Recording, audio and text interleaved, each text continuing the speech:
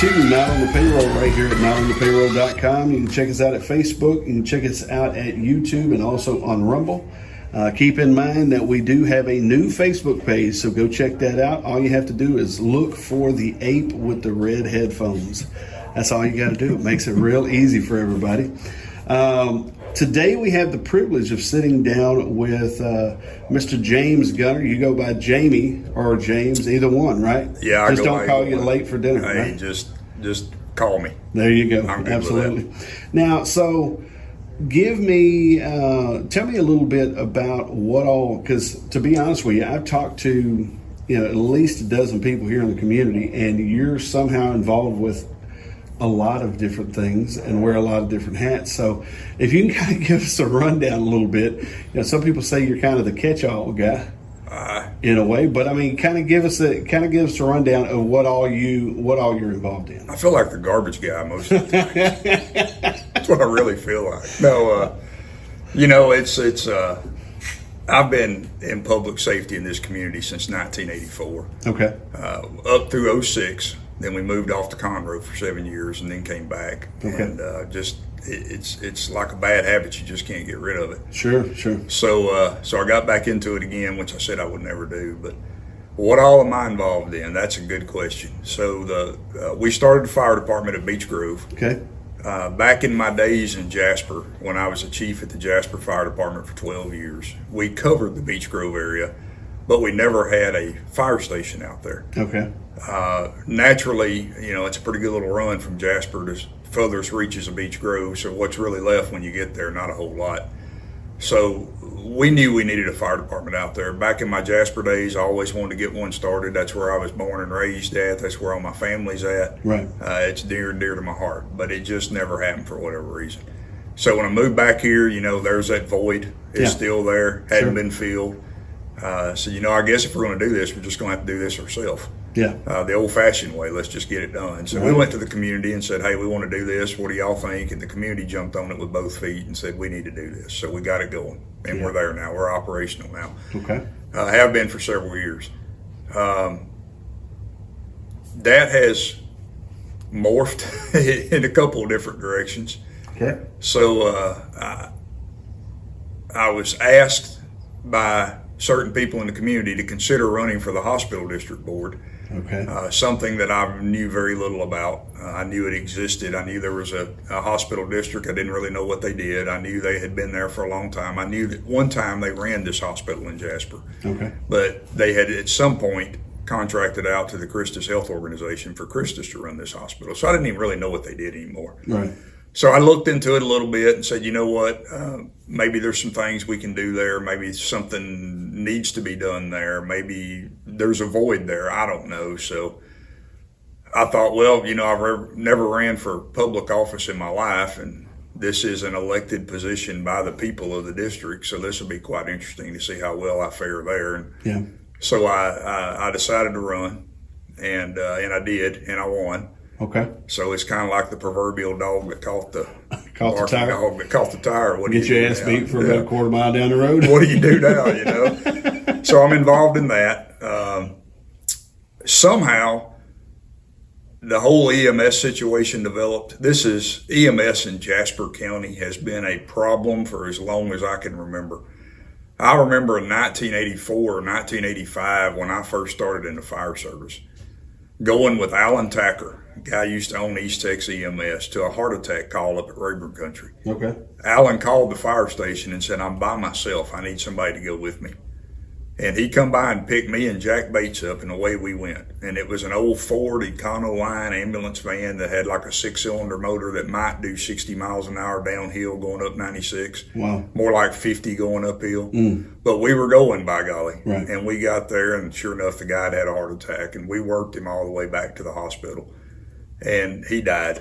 And but it wasn't for lack of effort on our part. But I thought, there's got to be a better way to do this. And that's stuck in my mind ever since that event occurred. Yeah. There's got to be a better way to do this than what we're doing it. Right.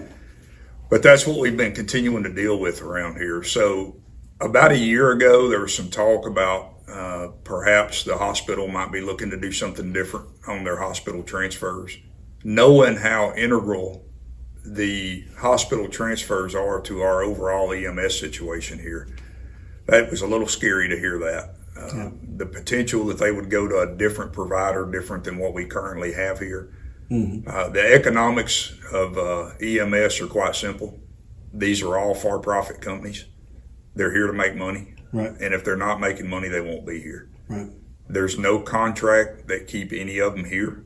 Okay. So any of the two providers we had at the time could get up and walk off at any point in time. Gotcha. So an area of our size, and then reaching out to the Kirbyville and the Newton County areas, that's a pretty scary thought. You know, the northern part of Jasper County by itself is about 20,000 people. Yeah. And then you factor in a holiday weekend or just a normal weekend for that matter. Yeah. That grows to, 30, 40, 50, 60,000 people. And to not have EMS here is just scary. Yeah. So It's kind of negligent too. It's very much so. And talking to the EMS providers, they're telling us what they need to be successful here. Yeah. And so that got us a process started. Right. A discussion started about, hey, do we want to fix this? Right. Sure. I started this in 1984, and we're late 21, early 22, and it's still just like it has been. Really. And nothing's changed. And there's a deputy that works for Sheriff Newman named Kenny Widener. Kenny sat in on one of the meetings one day, and he couldn't have put it any better if he'd have had to have. He made the comment at the end of the meeting. He goes, hey, I just want to tell you guys something. This is the first one of these meetings I've ever came to. Don't know that I'll ever be at another one. But I was in one of these meetings in 1980 with Sheriff Aubrey Cole. And the same meeting y'all are having right now, we had in 1980. Wow. Nothing has changed. Why do you feel like that is, man? Because everybody wants to start pointing fingers. But if you have if you think about it, a multi-generational. It's exactly what it is, yeah. A multi-generational hang-up or hiccup here. So the thing I like to say about EMS is nobody gives a damn till they give a damn. Right. They have to have a crisis. Sure. To have concern. Yeah. And that's sad, it's unfortunate, and it's not always applicable. But by and large, people don't even realize who the EMS services are that are here. Right. They don't know who provides that. So to get really deep into this, the Texas Constitution, when it was written and counties were formed, the Constitution guarantees three things as far as public safety is concerned. A lot of people don't know this. It guarantees a sheriff, a court, and a jail. And that's it. That's all the Constitution guarantees. Wow. So if a city wants to form and provide services, if they want to define an incorporated boundary and have the people vote a city in, then the city, the framers of the Texas Constitution are allowing the people to have a voice. If you want more than what the Constitution guarantees, you can have it, but you have to do it at a local level. And you got to pay for it. And you got to pay for it. It's ingenious, in my opinion. Sure. So if cities, when you see cities that provide police departments and that provide fire departments and that provide EMS services, it's because that city, when it was formed, chose to do that. Wow. Or somewhere through the process, through their charter process, they chose to do that. Counties are a little bit different. So in an unincorporated area in the county, there's no requirement by county government to provide EMS services. And here's another shocker that most folks don't realize. There's no guarantee of a fire department. Okay. Nobody realizes that. So if you live in an unincorporated area, not in a city, in a county government is not bound to provide you with fire or EMS. Okay. They can, but they're not bound to. They're not bound to. They don't have to. Okay. So back in about late 70s, early 80s, right along in there somewhere, there was an amendment to the Texas Constitution that allowed for the formation of rural fire prevention districts. RFPDs, as they were known at the time, were political subdivisions of the state of Texas created by a geographical area, meaning that just like when you form a city, you establish boundaries. Sure. You can do the exact same thing with an RFPD. Okay. The purpose of RFPDs was to provide fire and EMS protection for unincorporated areas, or it could include an incorporated area as long as the city was willing to allow it to be included. Okay. So those were allowed to be formed by the Texas Constitution by an amendment to the Constitution. Those It's by a vote of the people, of course. There's a petition process to the commissioner's court. They have to approve the petition. They have to put it on the ballot. People have to vote it in. The first time when the ESD in the northern part of Jasper County, which is now known as ESD 4, when it was originally petitioned to the court and it went to an election, it was defeated. Okay. This would have been 1982 or 3. But so were every other ESD in the county except Buna. Buna is the only one that passed. It passed the first time. None of the other 3, Evadale, Kirbyville, or Jasper, passed. So all 3 immediately went back, began an educational process to teach the people about what the purpose of this was to do. Sure. And it passed the second time around here, Kirbyville, and Evadale. So the cap at the time, it's an ad valorem tax funded political subdivision. And at the time, the tax was capped at 3 cents per $100 value. Now, just comparison by today's standards, I think the county's around 55 cents plus a 10-cent road and bridge tax. I think school district's a little over $1. So it gives you an idea of how little money we're talking about. 3 cents really is. It's not much money. So those the ESDs here in the county were formed. So now the whole county's got ESDs that cover the entire county. Those ESDs over time grew. Obviously, the areas, the locations grew. Come 2003, the state legislature went back and looked at everything and said, you know what, we called them rural fire prevention districts initially, but we've got so many now that are not in rural areas. All of Harris County, the largest county in Texas, is full of ESDs. We really need to name this something more appropriate and give them more authority than what a rural fire prevention district, than what that statute allowed for. So they changed the names of all of them. They converted all of them to emergency services district. The emergency services district, the emergency services definition is pretty broad. You can do a lot of stuff under an ESD. However, the ESD converted from an RFPD was still capped at 3 cents. If you formed a new ESD afterward, you could raise that cap up to 10 cents per $100 of value. So the new ESDs were formed in a different way. They were allowed to bring in a significant more revenue than what a converted one was. Many of these ESDs started EMS services. Okay. So in the rural areas, you have RFPDs converted to ESDs, still taxing at a rate from 1983. Dang. What else costs the same today as it did in 1983? Nothing. Very little. So the issue become with EMS here in our locale. What do we do about it? We're a converted RFPD. We're an ESD. Mm-hmm. We have the legal authority to regulate this. The city has the legal authority to regulate EMS within the city. What do we do? How do we handle this? So the only increase of revenue that this ESD has seen since 1983 is an increase in property values. So as property values were increasing, the revenue would increase. So it was around I don't remember exact numbers, maybe around $120,000 a year when it started, and now it's around $260,000. So it's a little more than doubled. Okay. Because of simply tax values. Sure. Property tax values. They've increased. Right. And growth. Right. Growth has helped that. But when you're only taxing at a 3 cent rate, it's tough. It's tough. $260,000 sounds like a lot of money, and it is, but there's 5 fire departments in ESD 4. Yeah. Roughly 45% of that revenue is spent just operating. Yeah, it's almost like, you're out here still working for the same wage, and yet bread has gone up. Everything. And eggs has gone up, and all this stuff has gone up. So you're working off a 1983 wage. Yes. When you can't put these fire trucks out here on the property. When this RFPD began in 1983, a fire truck cost $100,000. Okay. Today it's $500,000. Yeah. That's just the way it is. Yeah. And that's if you buy nothing on it. Right. That's just you get the truck. That's bare bones. And that's an 18-month delivery right now. It's ridiculous. So we knew that we had to do something. The ESD around 07, 08, somewhere in that neighborhood, it went back to the people and said, hey, we want to raise our tax rate from 3 cents to 6. So we're capped at 3, but we can go to 10.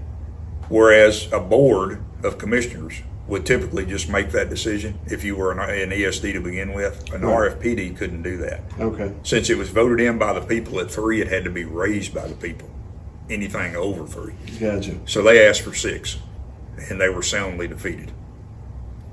There's all kinds of reasons why that may or may not have happened. Right. I firmly believe that if you talk to the people and you educate the public, yes, Yeah. there's still going to be no naysayers because it's a tax. Sure. But if you educate people, Yeah. responsible people do responsible things. That's right. And that didn't happen then. It was defeated for whatever reason. So they just continued to survive best they could. It put us really when we started Beech Grove in 2016, we went to the ESD because we have to go to the ESD to get their permission to start a fire department in their boundaries. They knew there was a hole out there. They knew we needed a fire department out there, and they said yes. But now we're taking this pie that's divided into 4s, and we're dividing it into 5ths. Yeah. So now everybody's just going to get less money because there's no more new money. Right. So I went to a conference somewhere, and one of the things that I kept hearing them talk about was sales tax revenue. So sales tax in unincorporated areas. The first political subdivision that is eligible to collect it, that collects it, can collect it if it's passed by the voters. Well, I thought, well, in our situation, that's pretty unique in that we have such a transient population. So many people come up here and spend their weekends at the lake, go deer hunting, and they're not taxpayers. Yeah. If they don't stop in the city of Jasper and buy something, they don't contribute to our economy in any shape, form, or fashion. Right.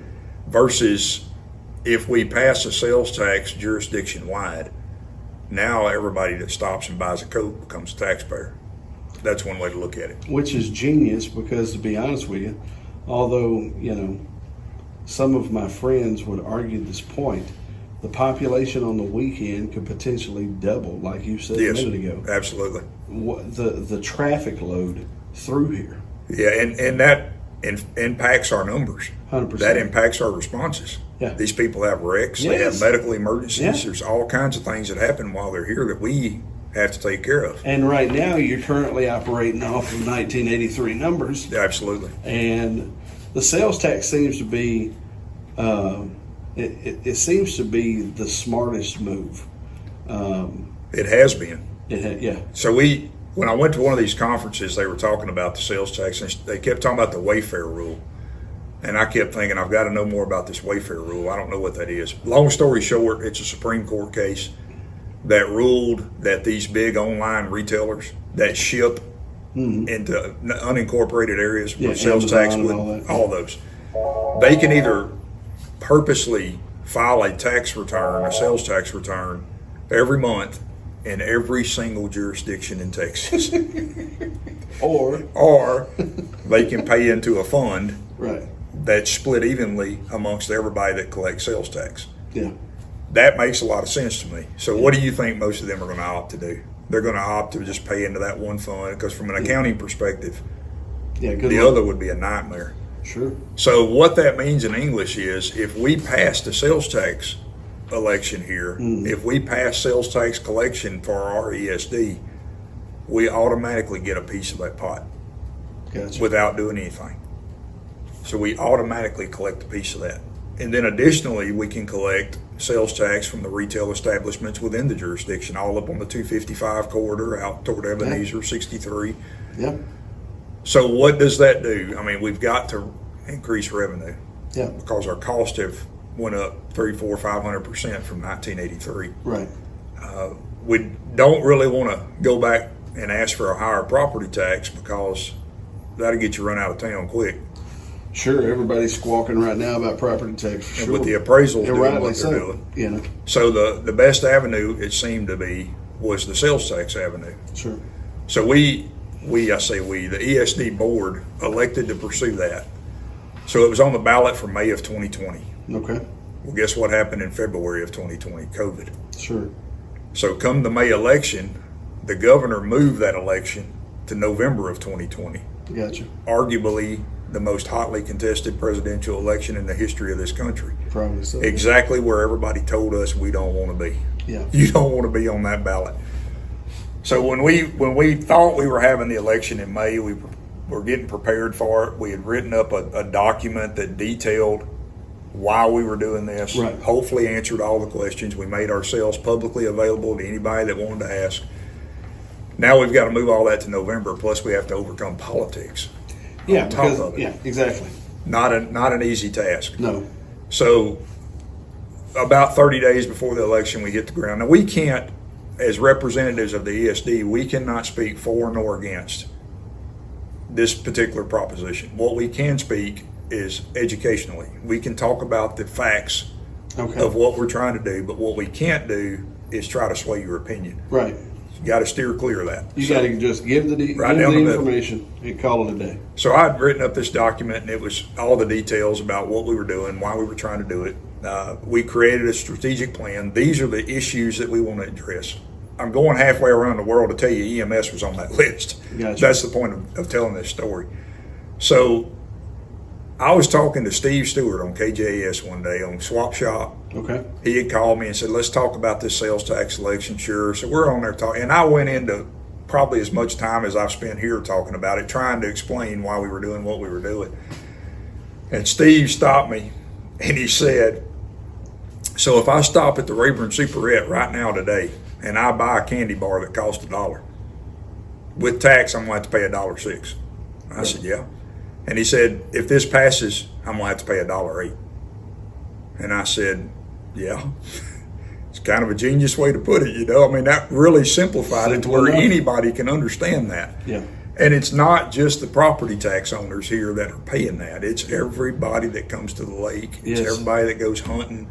It's everybody that goes to the ATV park in Burkeville that comes through here and stops and buys something. That's the beauty of it. So all this influx of population that we're experiencing that are increasing our call numbers, we now are getting some supporting revenue from those very same people.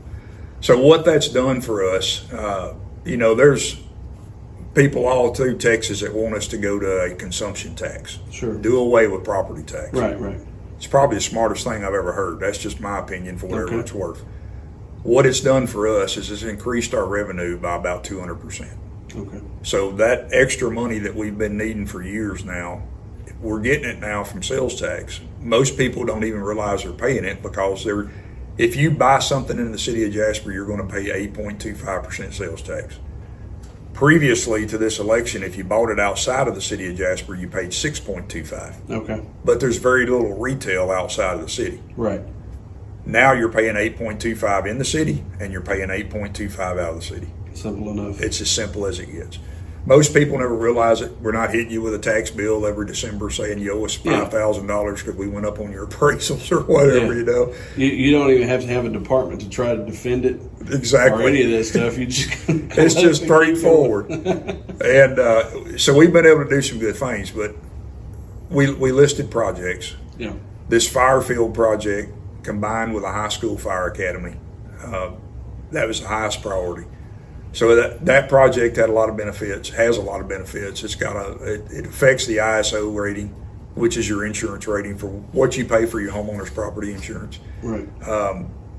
Firefighting and EMT paramedic jobs are in demand right now. They're in the greatest demand they've ever been in. Sure. You can go to Beaumont, Texas and become a firefighter and start out making $61,000 a year at 18 years of age. Wow. After a year, it's a probationary period. After a year, if you successfully complete your first year, it goes to $71,000. And they cannot fill their openings. So college is not for everybody. Right. For kids that don't want to go to college, this gives them an opportunity to go straight to the workforce. So we're having this high school fire academy program in the high school, starts this week. Really? The 10th day of August. I think that's the first day of school is back in session. It's open to the 7 area school districts, Jasper and 6 area school districts around us. So those kids can come here and actually when they graduate, if they pass the course, they can be a certified firefighter. They can be the first one in line down there in Beaumont to apply after graduation with a certification in hand. That's a great resource. Think about that if you were 18 years old. Oh, man, are you kidding? I mean, you can retire in 20 years. Yeah. And start a whole new career. Yeah, it's which, for a little while I thought, under much duress, my parents made me go to college. Right. And and then kind of stuck me with the bill. But but I came back and I was like, hey, you know, what can I do out here? I mean, $10 an hour, $15 an hour is about as good as you're gonna get in these little rural communities. And speaking of the bill, Yeah, here's the beautiful part about this. Maybe you are that person that wants to go to college and you can't afford to go to college. Right. And you don't want to get stuck with that bill. Become a first responder and your college is paid for. no joke. Absolutely. Tuition at 24 universities and 45 junior colleges in Texas is paid for by the state of Texas. You just have to become a first responder. You can be a volunteer first responder and still collect on that. So the other part of this, That is crazy, man. it's a little known secret, but it's there. State funded. Now it doesn't apply to a private university. Sure, it's only sure. state funded university, but that includes A&M, that includes UT, Yeah. any of the big boys. That's them. Wow. So Wow. if you want to go to college, but you can't afford to go to college, perhaps this is a way that you can afford to go to college now. Yeah. If you go through this academy, you pass it, you get hired. In Beaumont, you're only going to work 8 days a month. They work a 24-hour shift and they're off 2 days. And then they work And you're making 61 to start off, 61 to 71 the start off. second Your year. tuition's paid for. Good Lord. There was a sheriff's deputy here that worked for Jasper County Sheriff's Office that wanted to go back to Lamar and get his college education, and he took advantage of that program. He's my age. He's Wow. 54 years old, and he went back to school. Didn't cost him anything. Same program. He's a first responder. Same exact program. And, you know, and again, college is not for everybody. Right. But if you're looking for an avenue to pay for your college, so maybe you don't want to be a paid fireman. Maybe you just want to be a volunteer fireman, stay Sure. in your community, plus go to college. You can do that too. So this applies to volunteers just as well as it does paid guys. But you have to do this process. You have to be a part of this process. So that's one of the projects that we define. That's one of the projects the ESD's funded with that new sales tax money. We're building stations in other jurisdictions. A great example is Angelina River. They're pouring concrete today, as a matter of fact, on their new station up on 255. Okay. They are right now, they're in a building, or they have 2 stations. Both of them are falling apart. Okay. One of them is by the Precinct 1 county barn. It's full of termites. So they've already condemned it, but they leave a truck parked in it until they get their new station built. Sure. The doors will open. Sure. We just hope the building doesn't fall when the doors Right, open. right. Yeah, no doubt. No doubt. It's in bad shape. The other one is an old boat repair shop out on 63 West at the river. Okay. And there's portions of that slab that you can actually see dirt through. It's so thin. Right. So it's a makeshift, but it's expensive to build a fire station now. It's Yeah. building construction costs have went through the roof. Yeah, it's insane. Those guys are in the worst shape of anybody. So that got focused on first. Yeah. So they're building that station right now. That money is being used to build that station. It's just east of 63 on 255, but it was strategically placed to make sure that Westwood subdivision was within 5 miles of that new fire station. There's a lot of high dollar lake houses out there. That's a real benefit to those people. Sure. It's a county road, but it's up in the national forest that runs through there. And so anyway, the ISO rules say you have to be within 5 miles of the station, and they'll be within 5 miles once this new station's built. Of course, it'll reach west all the way over to Ebenezer out in that Homer community area. It's a good deal for everybody. It's a win-win for everybody. Sure. There's additional stations going to be built. One by Lake Rayburn, Okay. up in the Brooklyn Browndale area. One by Tri-Community in Zion Hill. Okay. One by Beach Grove out in the Dixie community. That'll be our second station. I'm missing one. Maybe I'm not. Maybe that's all of them. But those are on the books of being done when the funding allows. Comes in. So these are projects we would never have the money to do. There's grant money out there to buy fire trucks. There's grant money out there to buy fighting gear. There's no grant money out there to build a station. They just don't exist. Right. So you either fund it yourself or it just doesn't get done. One of the projects we defined was this emergency medical responder program, which is basically nothing more than saying your fire departments can now answer medical calls. Okay. So a lot of people refer to it as a first responder organization. The state of Texas has very specific rules about who can respond to medical emergencies. A fire department can, but to treat a patient, They have to Right. be certified, obviously, Yeah. and they have to be a designated first responder organization by the Department of State Health Services. So we wanted to expand upon that program. Lake Rayburn Fire Department was the first to do it in this area. Their call volume increased probably 200% when they started providing medical aid. Wow. That's a lot of calls. Well, yeah, All volunteer. all volunteer. Plus, you're thinking you also have to factor in the population influx over Yes. the weekend. So Yes. I mean that's part of it. But so with them responding like that, then obviously that took a little bit of the heat off of somebody else, Well, what it did or maybe pressure. with our EMS service at the time Right. being managed the way it was, and through no fault of those companies, I want to be clear on that. Sure. They were subject to the system we put them in. It was hit or miss on getting an ambulance, Yeah. and sometimes it was delayed. Yeah. So in a cardiac event, time is of the essence. Right. The quicker CPR is initiated, the quicker BLS interventions, ALS interventions are initiated, the more likely the positive outcome is going to be, even though it's still bleak at times. Right. There are documentable cases where the Lake Rayburn Fire Department first responder organization saved lives. People that they were able to intervene quickly enough. When a body quits, Yeah. when there's no blood flowing, oxygenating the brain and the other organs, Yeah. death starts. Sure. That's when the body starts dying. So the quicker that can be restored, the more likely the outcome is to be a positive outcome. Them in that community being able to respond quickly, arrive on the scene quickly. I mean, it wasn't uncommon for them to do CPR for 30 or 45 minutes awaiting the arrival of an EMS unit. Jeez. A lot of times those were not good outcomes, but Yeah. but the good outcome of it all was at least the effort was there. Yeah. At least the effort was made. Sometimes when it's your time to die, it's just your time to die. Right. No intervention in the world is going to stop it. You've heard the old expression where they could have had a heart attack in a hospital Yeah. and they'd have still been dead. Yeah. And that's just the way it is. Yeah. So those first responder programs were critical they are critical to this ESD. Lake Rayburn started it first. Angelina River has one now. Tri-Community has one now. Beech Grove, we just got certified on July 14th. Nice. So we're less than a month old right now with our program. We are not fully implemented yet.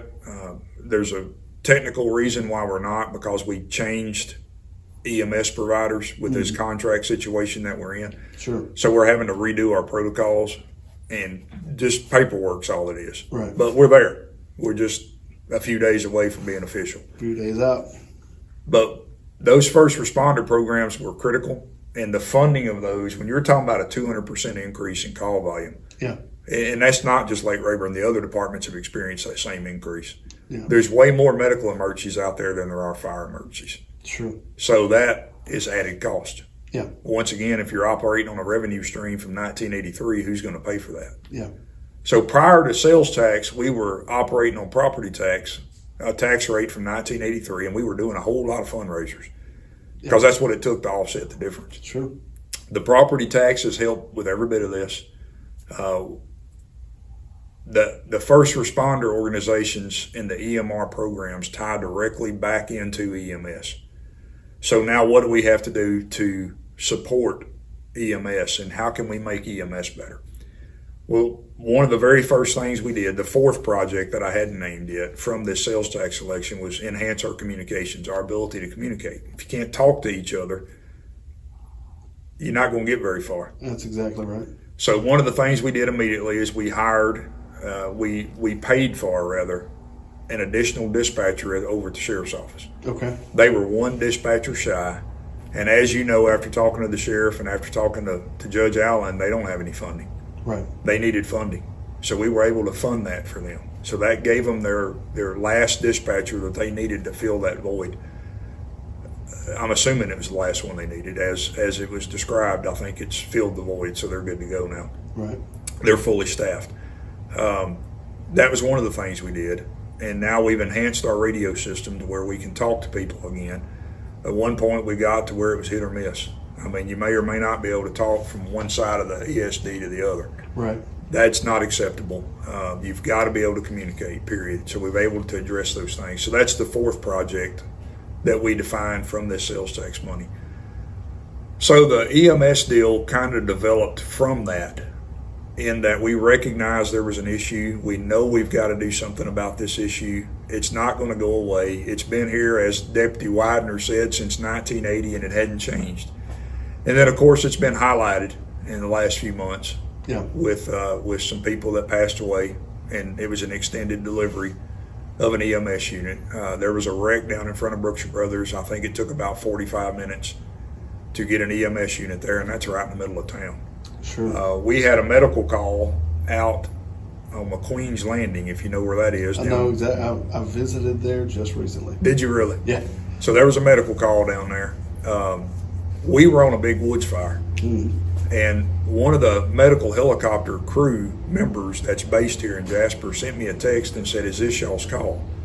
And I said, "Yes, it is. We're packing up now. I'm sending a truck, but I'm way up here on the north end. Y'all are way down there on the south end."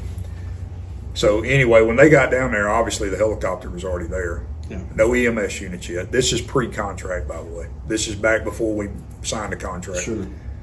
So come to find out, the EMS company that had requested a pre-launch of the medical helicopter, they grade these calls, and if it sounds serious enough, they'll go ahead and pre-launch a helicopter. That gives that helicopter an advantage to get there quicker and Sure. get that person to a higher level of care quicker and hopefully save a life. So they had pre-launched the helicopter. Well, come to find out, the EMS company that pre-launched the helicopter, they were responding from Beaumont. They had a 1-hour ETA. Wow.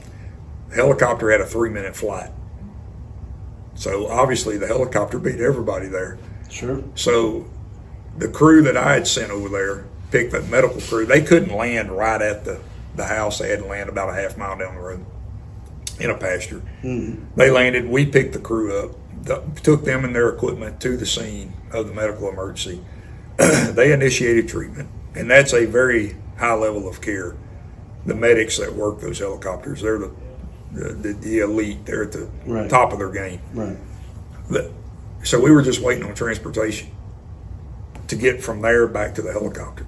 So we were trying to devise all kinds of ways to put this patient in a fire truck on a stretcher Yeah. and get them there, which obviously they're not built for that. I figure out there by McQueen's Landing, you might have a flatbed out there somewhere. Side by side, pickup truck. We were at the point where we can see the helicopter. We just got to figure out how to get to it with this person, you know. So one of the other EMS companies had a unit become available, and they sent it out there, and Gotcha. we ended up transporting. But it really defined the need. Mm-hmm. All these instances, as tragic as they are, just they're pieces of a big picture Yeah. and of a big puzzle that's coming together. This is not getting any better. Yeah. And it's not going to get any better unless somebody takes the effort to get it better. So having said that, going back to the generational, really the stalemate. Yes. What are a couple of real practical shifts that have to happen? Obviously, Whew. I mean, and to be honest with you, it may be a longer list than a couple, but obviously, looking at moving from 1983 funding Yes. to maybe at least 1993 It would be helpful. or 2003, Right. something along those lines, Yeah. But that's going to require a shift in the property tax, right? It would have. It would have. Yes. Okay. The hardest thing in life to change is culture. Yeah. Once you become entrenched in doing things a certain way, a culture, if Right. you will, I've come to realize in my 54 years on this earth that culture is the hardest thing to break. Agreed. Getting people to understand a different way of doing things. So when I told you that I left in 06 and we moved down to Conroe, that was for employment reasons. Mm-hmm. Born and raised here, graduated here, been here my whole life. Moving to Conroe was probably the best thing I've ever done. Really? It opened my eyes Okay. to something that I had never seen before. Okay. that there is a world going on out there beyond those pine trees. And let me tell you about that world. They don't give a damn about me and you. Yeah. They care about themselves Sure. and wherever that's going on at. Yeah. If you're going to do something here Yeah. and make a difference here, Yeah. you better buckle up, saddle up, and do it yourself. Yeah. Because nobody's going to hand it to you. Yeah. If you want it, you earn it. Yeah. That's what moving away from here 7 years taught me. Best thing I ever did. Yeah, Gave me a makes sense. perspective on life that I'd never seen before. Sure. There's a lot of people who have not left the Piney Woods. If you have never left here, I would encourage you to go see the whole world going Yeah. on out there. Because beyond those pine trees, there's things happening. You know, it constantly amazes me to see how right here we can be 20 and 30 years behind. 100%. It just 100%. blows me away to see that. You know, and I've said this a couple of times. You know, I mean, for as advanced as Newton County is, Newton County is even about 20 years behind Jasper County. Isn't that something? It's wild. I mean, it really is wild. But going back to what you're talking about with this, you know, people want to say stuff like systemic. Yes. They want to use that word. Right. And really, at the end of the day, it's the culture of the people That's all it is. and Culture. the education of the people or lack thereof. What are you used to? What are you accustomed to? Yeah. What have you seen your whole life? Yeah. After that happening a few times, Yeah. you get acclimated. Yeah. You lose focus of the fact that it could be different. Yeah. I've always been wired a little different, Okay. and there's some that'll laugh at that. Now that's what I've heard about you. So I'm not thinking about tomorrow. I'm trying to think about next year. yeah, that's right. It's just the way my brain's wired. Right. I'm always trying to think 4, 5, 6 moves ahead. Mm. I've fallen flat on my face many a time doing that, by the way. Right. But I'm always trying to look at a bigger picture. I'm always trying to figure out where I want to be, not tomorrow, not next week, not next month. I want where I want to be next year and 10 years from now. Right. And what benefit can we provide? And that rubs a lot of folks the wrong way sometimes. Sure. They don't get that. They don't. Yeah, They're well, not that forward thinking. Well, and Doesn't make them bad people. no, it doesn't make them bad people, but it just makes them closed-minded people. Part of that's they've never left here, That's right. and they And don't I know mean, we've what's always going on. done it like this. Yes. And we've always done it like that. And to be honest with you, why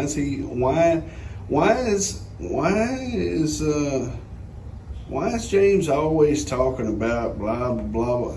It's that type of deal. It happens. It happens real. all the time. Yeah. It's very real.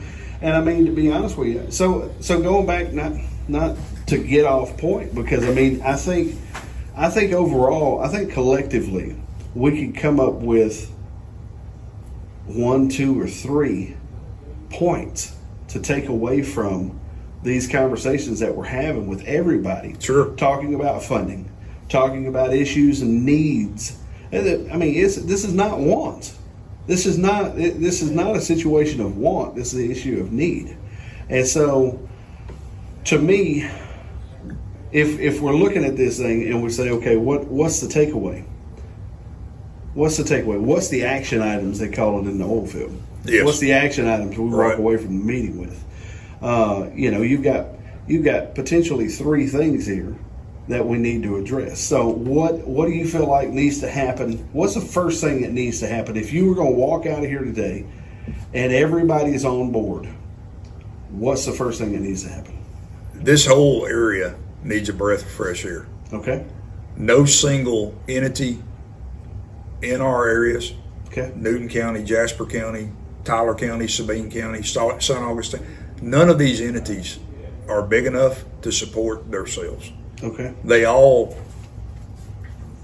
thrive off each other. As an example, the city of Jasper, a substantial part of their annual budgeted revenue comes from sales tax collections. Okay. Do you really think that sales tax is collected from people that live just in the city of Jasper? No. It's a broad 50, 60 mile swath Right. that those people come to shop here. Yeah. So a lot of the money that the city derives on an annual basis comes from outside of this town and even outside of this county. I think a regional approach for everything we do makes sense. Okay. how do you keep the personalities in check and make sure everybody's pulling in the same direction? There's the challenge. Well, I was on a phone call one time with some folks in the oil field. If I recall correctly, this was probably one of my last phone calls, but the gentleman said, "Can you tell me what your number one role, what your number one job is in the role that you perform for our company?" Right. And my response was to juggle the egos of people who are in the field versus those who are in the office. Constant balancing act. Constant balancing act of egos. Yes. And I mean, it's interesting you bring that up, because it's almost like everybody, it becomes more fighting for flags. Yes. And position and posturing. What's in it for me? That's exactly right. Yes. And at the end of the day, if we're not looking at this thing as a regional situation. I'm not emboldened or embedded with anybody. Sure. I'm not on anybody's payroll. Right. You see what I did there? Right. I'm not There on you the go. payroll. Right. I'm trying to do what's best. So I don't tell this story very often, but I'll share it here. Okay. A year ago, I had a subdural hematoma. Didn't know I had. I almost died. Wow. Had brain surgery. And no clue any of this was going on. I just knew I was sick and I wasn't getting any better. Right. When you're sitting down there in the hospital in Houston with a drain tube running out of your head and a big scar from front to back, and they tell you they took your skull off and pulled a bunch of fluid out of there and put it all back together, that'll get your attention, Wow. That'll get your attention. So, after that, I thought, this is going to sound kind of cheesy, I guess, but none of us know how much time we have. That ain't cheesy, man. That's real. It's real, and an incident like that will show you that's real. Sure. When a world-renowned neurosurgeon is standing over you going, "You're going to die if we don't fix this." And I'm not talking about a few hours from now. I'm not talking about next week. I'm talking about you may die at any point in time. Absolutely. That's why we have IVs in both your arms, and we're pumping you full of fluids and drugs, because we're trying to keep you alive till we get you to the OR. That'll open your eyes. Bottom line, that'll open your eyes. Yeah. And, we were doing a lot of good things prior to any of that. But when something like that happens, it gets your attention. Sure. And, it motivates you to do a little better. Yeah. This EMS deal, we knew it had to be done. We knew that we had some funding now that perhaps if it needed to be supported, we could support it. We just have to figure out how we're going to do this. Yeah. So the jurisdictions that have authority here are the City of Jasper and ESD4. It covers the northern half of Jasper County. But we also included the school district in our decision-making process. We included Jasper County government, even though Judge Allen and the Commissioner's Court voted 15 years ago to let the ESDs handle EMS. It's still important for them to have input. Sure. Absolutely. They may not have an authoritative capacity, but the input is more than welcome. We involved JEDCO, Jasper Economic Development Corporation, Right. and obviously we involved the hospital. Yeah. I mean, the hospital is a critical player in all this. So we had 6 different entities involved in this process when we started, and that's like herding cats. I believe it. 6 different entities, and I had so many times I'd been told this is not going to happen. You're wasting your time. Right. Okay, well, so be it. Yeah. Show me. Yeah. And that's just the way it is. So we started the process, and it was a bit challenging at times. Everybody had a perception. And then we had the whole angle of, what about Newton? What about Kirbyville? Because EMS for those jurisdictions are provided out of Jasper. So what do we do about them? How do we factor them into the equation to make sure that we don't hurt them in the process? Everybody on this committee, which was never a formal committee, by the way. Okay. It was just 20 or 30 people that just represented each one of these entities, sometimes multiple people from each entity. Right. That just got together. One of the things we repetitively talked about is how do we not adversely affect Newton or Kirbyville, but at the same time, how do we guarantee that we're going to have an ambulance in Jasper when we need one? Yeah.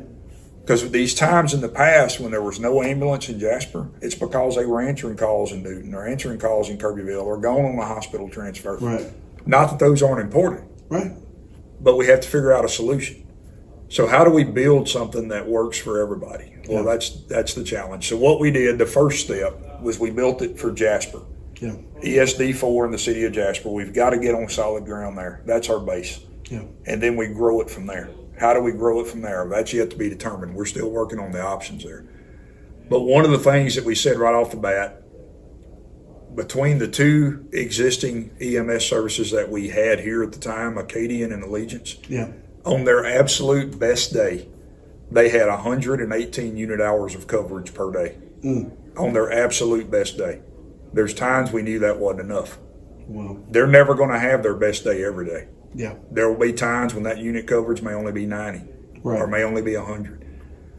So we said, okay, we need 120 unit hours. That was one of the milestones that we set, benchmarks. We've got to have 120 unit hours.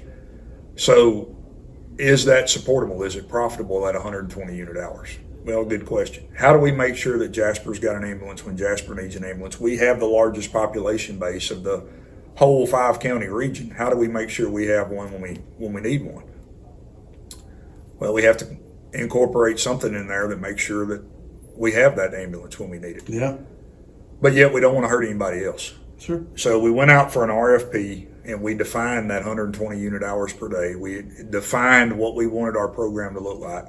We got 3 bids back from 3 separate companies. 2 of them were current providers, Allegiance and Acadian, and the third was a new provider that was not here called AMR.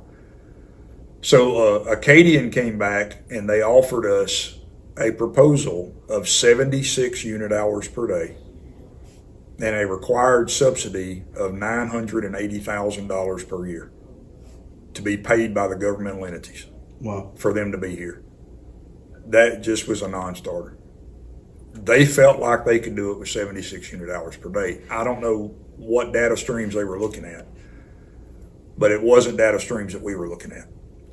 AMR came in with an offer of 90 unit hours per day, 5 units, 90 unit hours per day, with a required subsidy of $425,000 per year.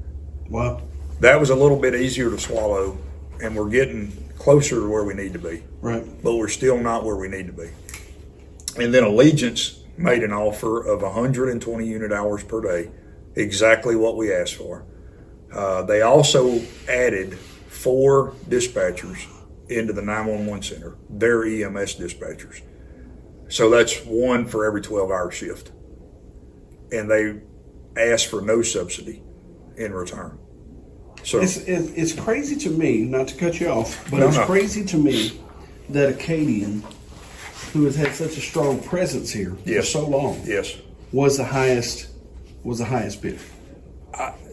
Again, I speak personally when I say this, not from a fire chief perspective or not from a committee member perspective, simply personally. I truly believed it was theirs to lose. Okay. That they had the strongest opportunity here to get this business. And when that offer came in, we all just looked at each other and was just, I don't know. What can you do? I mean, there's no comparison between Allegiance. Where are and we going to Acadian. come up with $980,000? Yeah, you barely have enough function right now. Yeah. Could we have come up with it? Sure. But it would have taken the city and the county and the ESD together to combine forces to have done that. Yeah, plus a few, And then you have hot dog sales and that type of deal as well. and we know 118 at times wasn't enough. Right. So we're asking for 120. Yeah. How's 76 going to do it? Yeah. I mean, it just made no mathematical sense. From an analytical standpoint, Sure. It didn't make any sense. So we brought everybody in again. We asked them to explain themselves just so we understood their proposal, they understood our request. Yeah. It was pretty clear at that point that our options were very limited. Yeah. If we were going to get the required number of unit hours. So the committee unanimously chose Allegiance. Allegiance has done so far everything they said they were going to do. They have been there. They are fully staffing 5 mobile intensive care units. That's a paramedic and an EMT. They're providing the 120 unit hours per day. Right. They have the 4 dispatchers. The 4th one starts work today. Okay. She started this morning. So they're doing everything so far they said they were going to do. Is it a perfect system? Absolutely not. Right. So in the contract that we agreed to with them, what we asked them for was to guarantee that we have a unit available for the ESD and a unit available for the city at all times. That leaves 3 free units to do hospital transfers, to answer calls in Newton, to answer calls in Kirbyville, wherever they may be. What we do know for an absolute certainty is 5 units at some point in time will not be enough. Okay. That's going to happen. It's happened here before. Yeah. The incident I spoke about where the young man laid in the highway in front of Brookshire Brothers for 45 minutes. Yeah. There were 12 simultaneous 911 EMS calls that day. Within a 1 hour time frame, 12 calls. There were 7 units working that day. 5 people are going to have to wait. Yeah. It's just math. Yeah. No different than when a sheriff's department deputy, you call and say, my neighbor's dog's barking and I want him to shut up. Right. They may come see you, Yeah. but you're not at the top of the list. That's right. They have that luxury. With EMS, you don't have that luxury. Okay. EMS has a rule called patient abandonment. When an EMS unit commits to a call, they are bound to that call until the end. They can't go, well, Jay, you look like you stubbed your toe. You're really not that hurt, so we're going to go over to this car wreck. There's people laying everywhere. Once they've been dispatched, They cannot they have abandon. to stay to that program. They have to stay to that call Wow. until that call is discharged. Wow. So I can't say, okay, you're not serious, but that is. Yeah. So I'm going there first. Yeah. That's a big no-no in the EMS world. It's called patient abandonment. You'll lose your license in the blink of an eye doing that. Really? I have to go to that call. Now, about the only exception to that is if they drive up on a wreck en route to that call. Then it would be considered patient abandonment if they didn't stop. Right. So they have a commitment. And that's different in EMS than it is with law enforcement, than it is with fire, where you can prioritize calls. Sure. You can't do that with EMS. That's good information, because I don't think there's a lot of people out here who know that. No, they don't. And there's a lot of people that don't understand the abuse of the EMS systems. Yeah. People that just think it's a taxi. Really? It's very sad to say. You talk to anybody in the EMS profession and they can identify to you who those people are. There are a handful in every community who feel like it's a taxi service to get me to town. I can tell you stories all day long of people with their suitcases packed when EMS got there because they needed a ride to town. Wow. It's sad, but it's a culture thing. Man. You know, and it's very difficult to tell a person they're not really sick Yeah. because you don't really know what's going on in there. Yeah. You know, and if we don't transport them, and God forbid they get up and die, Yeah. think about the exposure, the liability, liability that comes back to you. with that. So you've got to treat every call. That's the whole purpose of patient abandonment laws. You got to see through it to the end. So that crew either has to transport, or they have to treat and have a signed refusal Yeah. that person refuses to be transported Gotcha. on every single call. Gotcha. It's just law, it's the way it is. So now that we've got this established, we wanted to go to Kirbyville, we wanted to go to Newton, we wanted to talk to those people and those leaders in those communities and say, this is what we're doing. We're not walking away from y'all, Right. but we got to have an ambulance here when we need it as well. Sure. But we're going to give you these resources. We'll send them to you if we have them available. Yeah. No different than anybody else. We're very fortunate in that we were able to get the number of unit hours that we got, Right. the number of units that we got. Mm-hmm. So it frees up resources for those communities. Yeah. That has met with mixed reviews. To be honest with you, man, it's kind of like this. I don't know if this is oversimplifying it, but, to be honest with you, Scripture says something about, five wise virgins and five foolish virgins. Right. And there comes a time where the 5 foolish come to the 5 wise, and the 5 wise had prepared themselves and prepared their homes, and they had to turn to the 5 foolish and say, hey, it's a no from us. Right. There comes a point in these counties, although most of us are cousins with everybody in these other counties. Right. I mean, we're practically all one big huge family here. But when it comes to resources, I'm actually blown away with the situation in Newton County, just how much they've leaned on Jasper County for so long, and not actually made some headway there on their end of things to be a little bit more self-sustained. It's very unfortunate. And that's not throwing rocks at nobody. No, it's not. It's just saying, factual. you know? It's the facts. Yeah.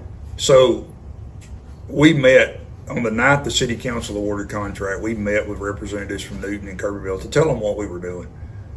And there were some pretty outlandish comments that come out of that meeting that aggravated me, aggravated the sheriff. Sure. Some things that were said that were uncalled for. Yeah. And it was an emotional deal. Right. I get it. The emotions were speaking. Right. But we haven't abandoned anybody. Yeah. We're still offering you what we can offer you. Yeah. Simple as that. We're willing to grow it. Well, at the end of the day, whose responsibility is it It's to take theirs. care of Newton? It's Newton County. That's exactly right. It's Kirbyville's. Yeah. It's their ESDs. Yeah. That night of that meeting, the Allegiance administration was there. And they made a proposal to both Kirbyville and Newton to add a sixth truck, an additional 24 unit hours per day to what they were offering in Jasper, as long as Jasper would agree to allow that sixth truck to be used predominantly in Newton and Kirbyville. And our answer was yes, Okay. add it. They have yet to hear from anybody with either Kirbyville or Newton to say, yes, we want that deal. This is at no cost, by the way. See, this is where we start juggling egos. Yes. This is where it becomes a pissing contest for some reason or another, why people's lives are in the balance here. Because I'll be honest with you, whenever you look at Newton County, the most effective resource that Newton County currently has post this contract is the air evac people. Yes, absolutely. That's the best case scenario they got. Mr. West at Trout Creek Yeah. come up after the meeting. Let me back up. So by offering the sixth truck, here's what you got to always understand. The offering of unit hours per day with the addition of that sixth truck is 144 unit hours per day. Remember, the most we've ever had on a good day was 118. Right. No, Allegiance is not willing to commit that truck to Kirbyville, Right. as in parking it in Kirbyville. Right. No, they're not willing to park it in Newton. But what they are willing to use it as is a distributed resource. Right. Right now, Mr. West in Trout Creek says we're accustomed to a 40-minute response time for EMS. It's Right. what we're used to because that's what we're dealing with right now. Right. We just don't want to be without. Right. Charles Duckworth in Burkeville says we're accustomed to a 30-minute response time. Right. We're okay with that. We just don't want to be without. Right. So you've got these fire departments that are saying we want to do this, but to the best of my knowledge, none of the elected or appointed leaders have said we're going to do this. So the elected officials in Newton County, if I'm understanding you correctly, have not responded to the fact that they want what Allegiance has offered. To the best of my knowledge, that's correct. Okay. That sixth truck has not yet been added. If they want, because of call volume, Right. if you dedicate a resource to a specific town, as an example, Kirbyville, if you want a truck in Kirbyville, because the call volume is not that great there, Right. if the wheels on that truck are not turning, they're not making money. Okay. Remember, this is a private business. Sure. We could do this ourselves, and it's going to cost us about $3.5 million a year for the government to run EMS in Jasper County. That's a Okay. real number. You're going to get back about $1.4 million of that in billables. So you're going to have to make up $2 million a year in lost revenue. Wow. Where's that going to come from? Yeah. It's got to come from somebody. Sure. So if the best course of action, well, a company like Allegiance or Acadian or any of these big companies, their operations are far and wide. They're everywhere. Right. Their administrative staffs cover multiple operations.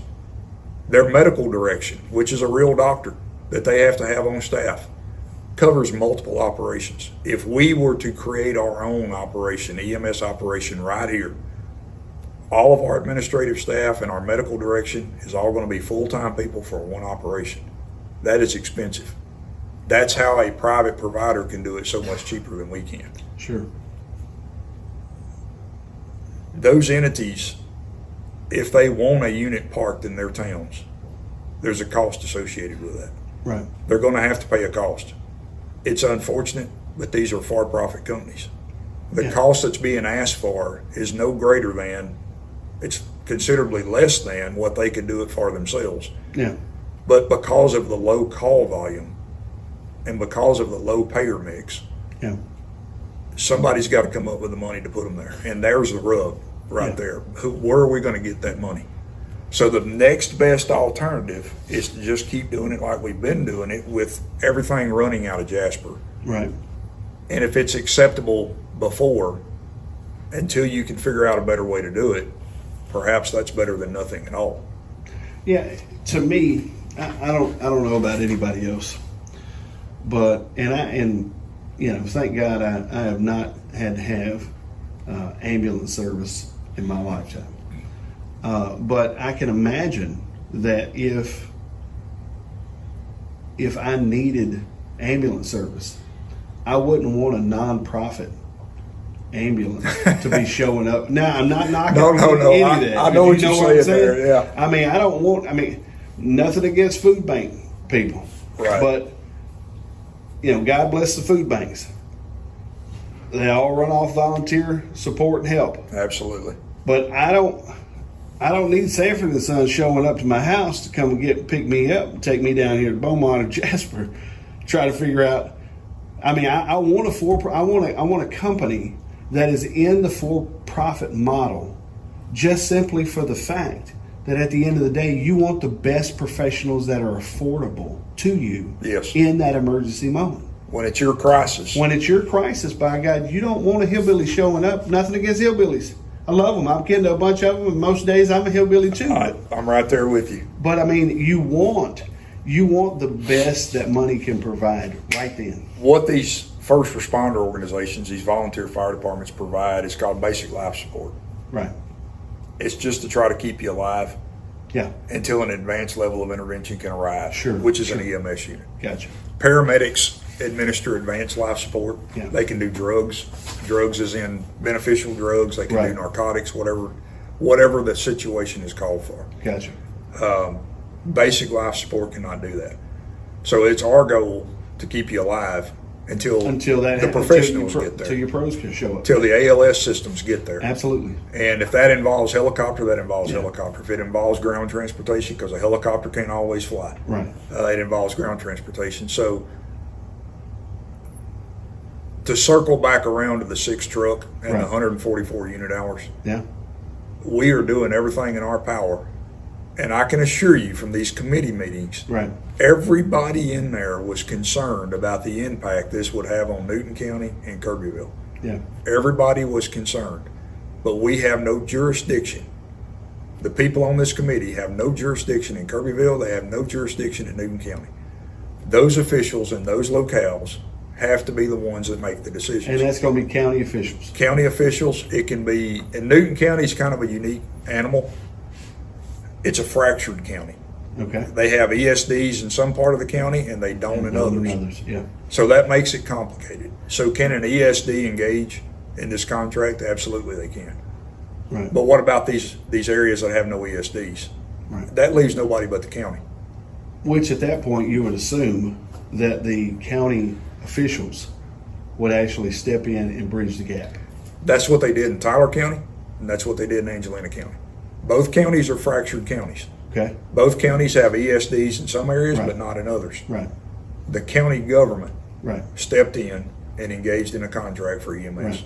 That was the way they solved the problem, because if you went to each ESD and tried to get ESD, okay, Yeah. so the ESDs solved their problems, but what about these areas that aren't ESDs? Right. So the entire location needs to form as an ESD. Yeah. Even those areas especially those areas that are not currently ESDs, or the county can reserve the right to step in and say, we're going to take care of this. Gotcha. One of the two. We welcome those areas. A response for sure. We're welcome Newton County. I've Yeah. talked to Tick Fomby. I've talked to Olin Bean. I've talked to Judge Weeks. I've talked to the sheriff in Newton County. In Kirbyville, I've talked to the mayor. I've talked to. When was this meeting? It was in July. Okay. Middle of July. I don't remember the exact date. Okay. The commissioner, Willie Stark, I've talked to him about it. He's been to many of our meetings. Yeah. Commissioner Stark has. He's very well aware this is going on, that something needs to be done. Yeah. Last night there was a call. There was 3 calls, 2 in Newton, 1 in Kirbyville. We only had 2 resources to send. They sent them to Newton. It's just first come, first served situation. Didn't have one for Kirbyville. Thank God at the end of the day they didn't need it. First responders handled the call and everything was fine. Right. But that's going to happen again. Yeah. 100%. It's going to happen 100%. again. And I want to circle back on what I said specifically about the ambulance and wanting a professional to show up. Sure. That is in no way, shape, or form a slam on volunteers in any way, shape, or form. My thing is this: when some people have this idea out here that you as an individual in whatever county you're in, you can get the creme de la creme of service without having to pay for it. I don't know why that is. I don't know if that's a democratic or a political perspective, sure, or whatever the case is. But to be honest with you, if you're going to have professionals allocated to something, you're going to have to cut a check. That's all there is to it. Do you work for free? No, I don't. Well, nobody works for free that I know of. Everything in life has a cost. Everything in life has a cost, and I mean I think what bothers me is the absurdity of it. Yeah. The absurdity of the fact that, now granted, there may be active meetings happening right now in Newton County that neither one of us are privy Absolutely. to. There may be meetings in Kirbyville doing the very same thing. So it's not to poke the bear on that end of the thing, but to be honest with you, somebody's got to cut a check if you're going to have a professional show up. Buna, the ESD in Buna is writing roughly a $350,000 a check per year to have a KDN stationed in Buna. Okay. And that's for one 24-hour truck and one 12-hour.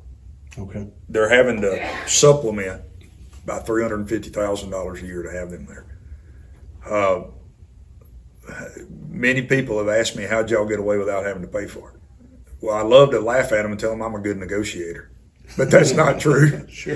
The truth is we've got a hospital here. Right. And that hospital transfers a lot of people. Yeah. And they are what's known as a payer of last resort. Okay. So if you're indigent, you don't have health care, you're not Medicare or Medicaid eligible, the hospital will pay for that transfer. Not something they like to advertise. Yeah. They'll probably be mad at me for saying that. Sure. But that's an honorable thing. I mean, it's a very honorable thing. Yeah. But it gives those ambulance companies a revenue stream. Gotcha. That if you don't have a hospital, you don't have that revenue stream. Yeah. So 911 on a nationwide average, 3 out of every 10 calls pay their bill. So just imagine for a moment, if 3 out of every 10 hours you worked, you got paid for. How long would you do that? Yeah, probably not. Really. So the money's got to come from somewhere. Yeah. The government is not guaranteed to provide you with EMS. They can if they choose to. Right. But then you have to get creative on how you're going to pay for it. If we did it ourselves, I told you what those numbers are. It's cost prohibitive. Yeah. So the next best thing is to contract it out privately. Sure. And that's what we're doing now. It's going to take a while to fine tune what we've done. It's not going to be an instant fix. Right. It's going to take a while. The door is open, wide open, for Newton County and for Kirbyville to come join this process, this program. Yeah. We'll add that 6th truck. That was the offer they made that night. We may even consider busting up a couple of 24-hour trucks into 12-hour trucks, multiplying the resource. Gotcha. So in other words, if we've got 5 right now and we take one of those 5 and turn it from a 24 to 2 12s, now we've got 6 trucks. But 2 of those are only going to be used 12 hours a day. Right. If we do that again, if we added a 6th truck and we busted up into 2 12s, now we've got 9 trucks. Okay. So, I mean, it just multiplies. And we're taking our time and we're being analytical in our approach. Sure. We're looking at the data. We're trying to figure out how to best mitigate the exactly. need. So we've only been doing this since July 21st. You know, that's what the date of contract was signed. So we've got a little ways to go yet to get that data. Yeah, so you're still in the honeymoon phase right now. Yeah. So we just got our communication system built where they can actually talk on the radio now and not rely on these to communicate with, because there's too many areas that these don't work still. Yeah, that's right. So it's not a catch-all, fix-all. Right. We're getting there. We're going to build it into a good system. I'm pretty hard-headed when it comes to this, and I'm going to make sure that I can do everything in my power that we build this into something that people will be proud of. Right. And that we won't be back. And the phrase I used to use when we were having our meetings is, we're not a third world country. Right. And these are not archaic times. Sure. Let's treat people like people. Yeah. That's all we're trying to do here. We're trying to treat people with dignity and respect and get them the health care they need. Yeah. Plain and simple. There's a lot of bridges to cross to get to that point. Sure. And we're trying to get across those bridges. But if everybody will just realize we're not trying to fly anybody's one particular flag. Yeah. We're trying to fly everybody's flag. We're trying to take care of as many people as we can take care of. This hospital right here in Jasper, Texas, takes care of people from Newton and from Kirbyville and from Sabine County and from Tyler County. That's their customer base. Yeah. We need to try to service that customer base the best we can to make sure this hospital is still here. Right. Because guess what happens if that hospital ain't there no more? You got a real problem. It's a big problem then. Yeah. So we've got to try to service it to the best of our ability. The door is open. Mm-hmm. We welcome these other communities into our program. Yeah. We will gladly accept them. We will gladly do everything we can to provide them with the best services that we possibly can. But we've got to have a little bit of support from them to be able to do that. Well, you know, and it's interesting that Allegiance was the one to actually put it up or make it available. Yeah. To just say, hey, you know, we'll add in another one. They'd already ran the numbers. Yeah. They knew what was sustainable. Yeah. And that's why they did what they did. They already done their homework. Right. So the Allegiance business model is a little bit different from some of these other companies, and I'm not going to try to get into knowing what their business is. Yeah. But I know Allegiance runs a very lean administrative operation. Okay. And because they run a very lean administrative operation, they're able to do more than some of the other companies are. Gotcha. The quality of the people they're hiring here is top notch. I've seen them. I know a lot of them, and they're good people. They're good medics. They know how to treat people. They know how to take care of people. They know what they're doing. Right. And that's important. Yeah. You know, a warm body in a seat is okay, but it's not ideal when you're having the worst moment of your life. You really need a warm body in a seat that's got a personality that can calm you, because mere presence is the best healing tool of anything out there. If the body is calm, you're not excited, you're not stressing out over a situation, and that person can take care of you, mind, spirit, first. Yeah, 100%. The physical outcome is always expected to be much better. Yeah. Absolutely. So just to touch on this briefly about, obviously here in Jasper County, I'm thinking there's a burn ban isn't there is currently in effect. Now it has to be renewed. I think it's tomorrow. It has to be renewed. So it's 7 days from the day it was signed. I think it was signed last Tuesday. I think. Because I know there's been a little bit of rain. I mean, granted, we haven't received much rain over on our side of our side of the property, but specific to burn bans and fires and stuff like that. Yeah, what are some very practical measures people can take? So the most practical is a defensible space around your home. Okay. What does that mean in English? That means you keep all the debris and brush and everything out a safe distance away from your house. Yeah. So that if there is a wildfire, it gets to that imaginary line and it stops. Gotcha. Because there's no consumables left. It's a little hard to do that in East Texas. Sure. Might require you to rake some pine straw or rake some leaves. Or that is the reason we had children, so that they could rake our yard for us. It might require you to put your water sprinkler on your grass and make sure your grass is green where won't burn. That's right. And you know, the biggest thing that I see around here from that perspective is people that have all this shrubbery and these trees that are growing right up to their house. Oh yeah.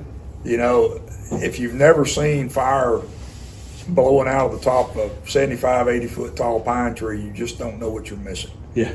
It'll make you wonder if you really have what it takes to hang around here very much longer. Right. The Moore Branch fire over in Newton County in 2000, when that fire rolled out on 2626 and jumped right over us like we weren't even there. And it was blowing out of the tops of the pine trees 50 feet when it come across that highway. We had one fire truck and there was about 4 of us there. And we grabbed one hose line, we put it on a fog pattern, we just laid it down and let it blow over. That's all we could do. Yeah. You get in front of it, you'll die. And it's hard to stop a fire at a house. Yeah. If you have that environment that close to your house. Yeah. It becomes incredibly difficult to stop a fire like that. So pull up all the hedges and bushes. Not necessarily pull them up, just make sure you water them and take care of them and rake the pine straw away and the leaves away. And, sure. And just defensible space. Yeah. You know, you got to give yourself a fighting chance. There you go. If you got trees growing right up on your house, it's bad in a couple of ways. I mean, it's bad from a fire hazard perspective, but it's also bad from a tornado and a hurricane perspective. True. Most of the hurricane damage we have around here are trees falling on houses. Yeah. Because they're too close to the house.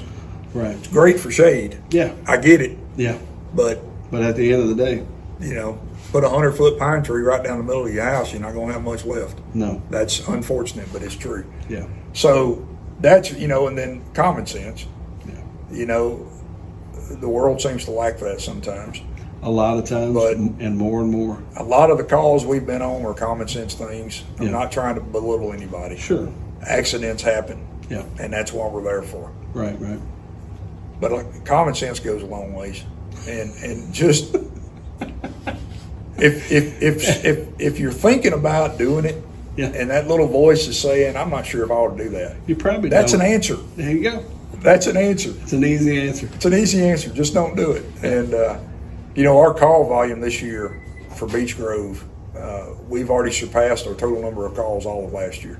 Wow. And we're only in August. Yeah. And we have far exceeded the number of calls we responded to last year. Mm-mm-mm. So, yes, it's dry. We're getting a little rain on a Yeah. daily basis. It's hit or miss. Yeah. So some areas are still dangerously dry. Yeah. Some are only moderately dry. But it doesn't take much. Yeah. The state, you know, the thing that we've had to our advantage here in many years in the past is when these timber companies were here, like Temple Inland, they had their own crews, they had their own dozers. They could go out and help build fire lines. They would go out and help build fire lines. They're gone now. Yeah. That land's been sold off 2 or 3 times.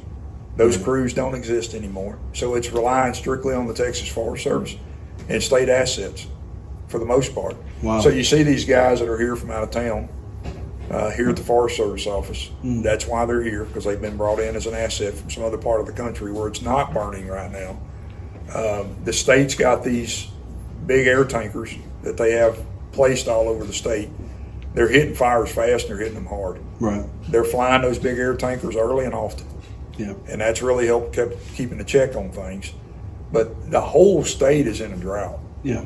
from one side to the other. Sure. And it's not going to be over with a few afternoon thunder showers. Yeah, Don't no let that doubt. fool you. No doubt. Yeah. I mean, somebody asked me here. We took a trip here recently, and they asked us where we was from. I said, I told them Southeast Texas, and they were talking about the terrain and all that. I said, well, we're kind of like living in a big matchbox. Yeah. Because if you pour water on a matchbox, your matches are not going to work. But you let them suckers dry out, Katie bar the door. you may have a problem. So one of the things that a lot of folks that hadn't been off the road much, hadn't been out in the woods and hadn't seen, it's called needle drake. Okay. It's from pine thickets, typically young pine thickets. Right. Used to, those timber companies would burn those every year or every other year. Sure. It's just part of the timber You management could always process. see that up through 63 and that type Absolutely. of thing. Yeah. Now the only people that do that's the National Forest Service. Very few timber companies burn anymore. Of course, there's really not any timber companies anymore. There's really just investment companies that own timberland. There's a difference. So they have no concept. I drove to a hunting club out west of Jasper not long ago. It's probably 10-year-old pine, and from the top to the bottom was dead pine straw. I mean, literally, dead pine straw from the top to the bottom. It's just accumulated because it doesn't get burned off anymore. Right. And when it just accumulates, it naturally deteriorates, but that takes time. But the floor of the forest is covered in it. Yeah. and it goes all the way up the trees. Yeah. You let a fire get started in that right now, and good luck. Yeah, you might as well sit back and watch it burn. And you better figure out where there's a river, Yeah. or a major highway, or something significant for a fire break, Yeah. and then focus your attention on that fire break. Because everything else between point A and point B is going to burn. It's You done. just can't get in front of that. That's crazy. It'll kill you dead. So, making sure you have a defensible space Absolutely. and tune up on common sense. You know, that's easier said than done sometimes. No, I don't even know if they have books on that. I'm not going to mention this young lady's name, but she called me the other day, and if she watches this, she'll know I'm talking about her. But she said, "Hey, can I burn in my burn barrel there in a burn ban?" I said, "How many times did you say burn ban?" That's right. That's exactly So, right. as many times as you said burn ban, I think the question answers itself. And Yeah. she laughed about it, and she goes, "Okay, I guess I won't burn then." Yeah, we'll hold off. Yeah. I guess we'll hold off a week. But, you know, ban means ban. Yeah. It's like, no, ban Well, means and no. I don't know, I don't know if anybody has grandparents like I did, but my grandfather was nervous about fires. Yeah.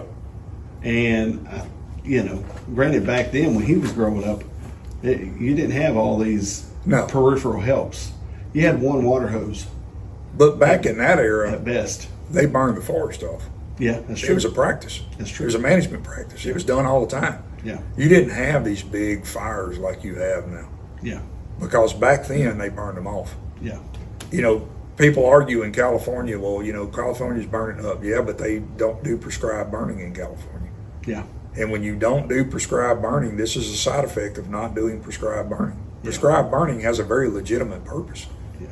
and that's not what's being done anymore. Wow, that's an interesting way to look at it. Just to prevent people dealing with smoke for a few days, Yeah, as opposed to losing your home. burning your house up. Yeah, yeah. It's a trade-off.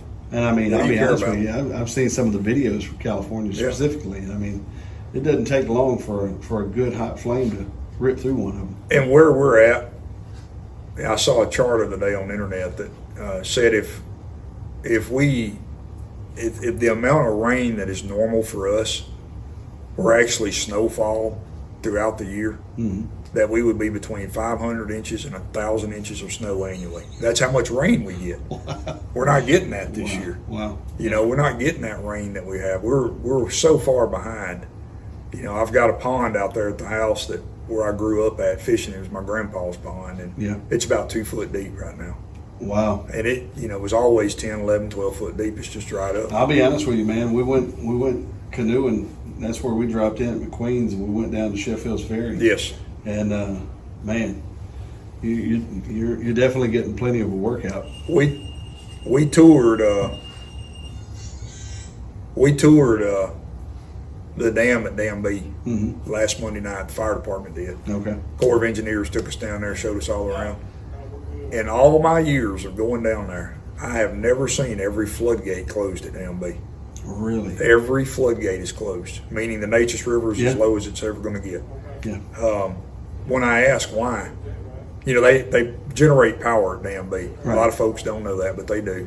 And the water release through the power generation is just enough to keep the level of the lake steady. So coming down the Neches, which feeds into Dam B from Lake Palestine, Yeah. that's an uncontrolled waterway of probably 100 miles. 75 cubic feet per second is all the water that's coming down the Neches right now. Mm. That's unheard of. I mean, that's barely a current. Sure. So Rayburn, when It they felt like that too. So I don't doubt it. You were probably having to paddle and get it. Rayburn's releasing water. I think Tom Webb told me 3 hours a day for power generation, Wow. but it's only the minimal amount Sure. to turn the turbines. Yeah. And I think that was around 1,500 cubic feet per second they were releasing. Mm-mm-mm. So what's going through the powerhouse at Dam B is sufficient, because Dam B is not a flood control reservoir. Right. So whatever comes in has to go out, because it's not built to hold water. Gotcha.